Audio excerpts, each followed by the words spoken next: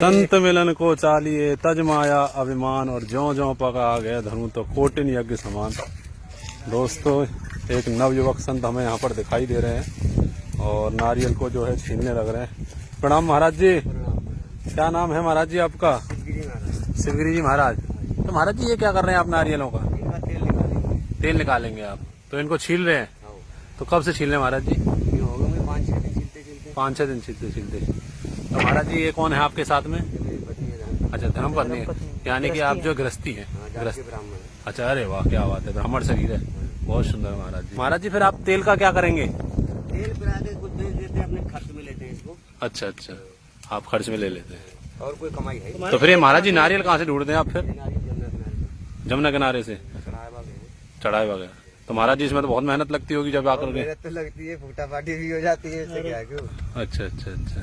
कर्म करना है, भजन करना है, पेट तो पालना ही है। सत्य। भिक्षा मिल नहीं रही, चोरों ने सबका गड़बड़ कर दिया। इस देश में चोर भी तो हैं। जी सत्य बात कही महाराज जी ने। ये ऐसा भेष है महाराज जी, कोई भी धारण कर लेता है। कोई भी धारण कर, अधिकतर आजकल चोर ज्यादा कर रहे हैं। चोर ज्यादा कर रहे हैं। क्यों? नई पीढ़ी का जो है कि बच्चा अब साधु बनेगा जी, वो जमाना नहीं रह गया बनने वाला। नहीं रहेगा। मान सम्मान है नहीं साधु का। जब अपने माँ बाप के तुम मान सम्मान नहीं कर रहे तो साधु का मान सम्मान कौन कर सकता है? साधु एक बहुत ब्रह्म होता है। ब्रह्म को समझना बहुत कठिन शक्ति है। इतनी क्षमता मानव के अंदर नहीं है जो आप ब्रह्म को समझ पाए जी। ब्रह्मांड को जब ब्रह्म को समझ लोगे तो ब्रह्मांड को समझ लोगे। क्या बात है। अपने माँ बाप को समझ लिया तो आपने ब्रह्म को पहले समझ लिया। प्रथम गुरु माता पिता बताए जाते हैं, फिर जगत गुरु ब्राह्मण बताया जाता है, और ब्राह्मण का गुरु सन्यासी बताया जाता है। तो हमें मेरे गुरु सन्यासी है, ठीक है। गुरुमुखी आदमी थोड़ा तो ज्ञान होना चाहिए मानव में, इस प्रकार से हमें चलना। लेकिन महाराज जी जो ब्राह्मण है वो कर्म से बड़ा होता है। फिर कर्म तो सब चीज में बड़ा है, चाहे संत हो जी, चाहे ब्राह्मण हो, चाहे गृहस्थ हो, कोई भी हो। अगर मान के चलो ब्राह्मण कर्म अच्छे ना करे फिर ब्राह्मण वो क्या भी तो नरक में जाएगा, वो भी तो नरक का भागी है। हम कहे जी हम ब्राह्मण कुल से हैं और हम उल्टा कर्म करेंगे, चोरी करेंगे, छिनारा करेंगे जी, उल्टे सीधे कर्म, मांस मंदरा ऐसी चीजों को खाएंगे तो हमारा वो ब्राह्मण थोड़ी है, जी। तो अत्याचारी हुए। अत्याचारी है। वाह क्या बात है, बहुत सुंदर। तो महाराज जी से आप गृहस्थी संत है। गृहस्थी संत से ही ब्रह्म पैदा होता है और ब्रह्म को वही जान सकता है जो गृहस्थी संत है। ये आपकी धर्म पत्नी है जी। ये धर्मपत्नी। ब्रह्म कह रहे थे आप, गृहस्थी संत से ब्रह्म पैदा होता है। हाँ, गृहस्थी से ही ब्रह्म पैदा है और ब्रह्म को जानने के लिए गृहस्थी करना बहुत आवश्यक है। हाँ, जो गृहस्थी नहीं करता है उसे ब्रह्म की पहचान नहीं होती। गृहस्थ आश्रम सबसे बड़ा आश्रम है। इसमें भी ब्रह्मचर्य पालन करा जाता है, इसमें भी कर्म करे जाते हैं, तभी जाकर ये बड़ा है जी, नहीं तो ऐसे नहीं बड़ा है जी। हर चीज के कारण होते हैं, दो चीज, एक बात के दो कारण होते हैं, हर सवाल के दो जवाब होते हैं। आप अपने गृहस्थ का लालन पालन किस प्रकार कर रहे हैं? हम तो ऐसे ही कर रहे हैं, अपना जैसा है देख लो आपके सामने।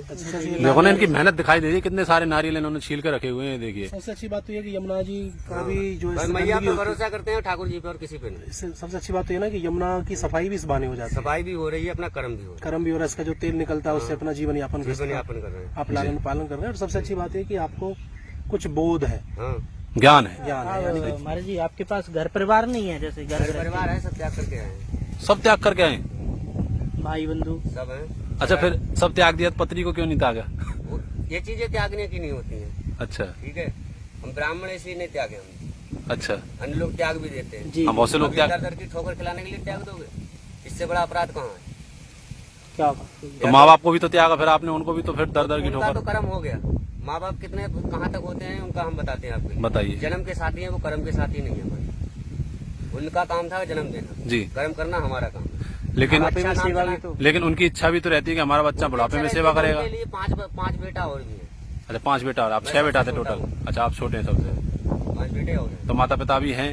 हमारी मम्मी है, पिताजी गुजर गए। तो मम्मी के पास जाते नहीं, याद करते कभी होंगे? नहीं जाता हूँ। जाते नहीं है तो कहती तो होंगी आजा बेटा। वो तो भाई माँ का तो कर्म है, माँ तो सब कुछ कहेगी।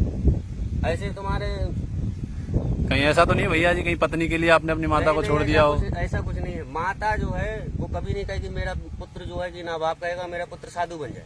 साधु तो एक बैराग होता है, वो किसी राग में नहीं रह जाता, वो उसे बैराग चढ़ जाता है।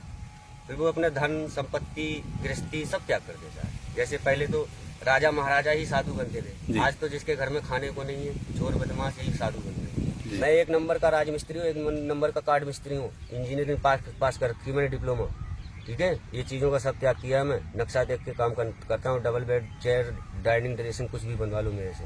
अच्छा। हाँ, मगर मैं ये सब चीज त्याग कर दिया। क्यों कर दिया? ये बैराग चढ़ जाता है। माँ पूर्णागिरी में मैं रहता था, मेरे यहाँ खटीमा, तो आश्रम भी मेरा खटीमा में ही है। इंजीनियरिंग आप ये जरा बताइए, आप इंजीनियरिंग वगैरह आप ये सब कुछ कर चुके हैं, तो आप तो लाखों रुपए कमा रहे होते। 1500 रुपए उस समय कमाता था, जिस समय 100 रुपए दिहाड़ी चलती थी मिस्त्रियों को। उस समय रोज उस समय आप 1500 कमाते थे। 1500 कमाता था मैं। और खाली काम नहीं करना, खाली ड्रांग देख करके पता नहीं था, रंगत करनी थी। तो आपको बेचारा ऐसा क्या हो गया, अब आप यहाँ पर जो है एक एक रुपए के लिए इतनी मेहनत कर रहे हैं, तब आप बैठे बैठे खाते। अब ये भी तो हमारा कर्म है, क्या पता हमारे भाग्य रेखा है। ये बिना भाग से तो कोई संत बनता नहीं है। जी। जिसके भाग, ये कर्म रेखा होती है। 7 पीढ़ी गुजरने के बाद में एक संत पैदा होता है परिवार में। और वो संत कैसा होता है? वही संत आपको 7 पीढ़ियों को तार भी सकता है और 7 पीढ़ियों को डुबो भी सकता है। 2 प्रकार के संत इसलिए बोले गए। जी।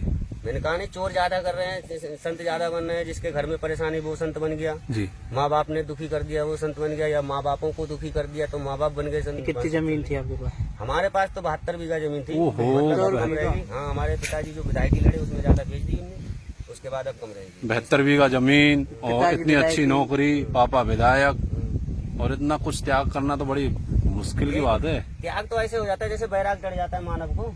जी। बैराग एक अलग चीज है। जैसे बैराग नहीं होगा तो संत नहीं है। संत बैरागी होते हैं, उसमें कोई राग नहीं। बैराग का मतलब ये है कि उन्हें किसी चीज से मतलब नहीं रह गया, सिर्फ एक ईश्वर से मतलब होता है। जी। इसीलिए भक्त। तो आपको हम बैरागी कह सकते हैं। बिल्कुल, बैराग हमारा जन्म ही बैराग। अब आपने कहा, अभी आपसे मैं पूछना चाहता हूँ, आपने कहा बैरागी बैठ जाता तो सब चीज का त्याग कर देता है, हाँ। लेकिन पत्नी तो आपके साथ है। पत्नी को नहीं त्याग करना हमने।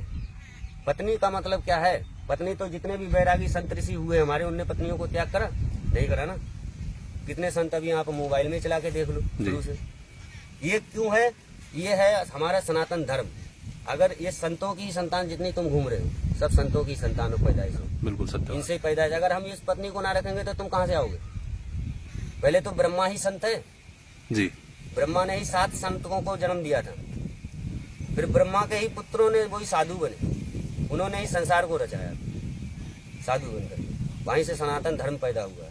तभी तो संत सनातन धर्म बोलते, संतों की संतान पूरा संसार है। जी। सत्य सनातन धर्म, सत्य सनातन इसी को ही बोलते हैं।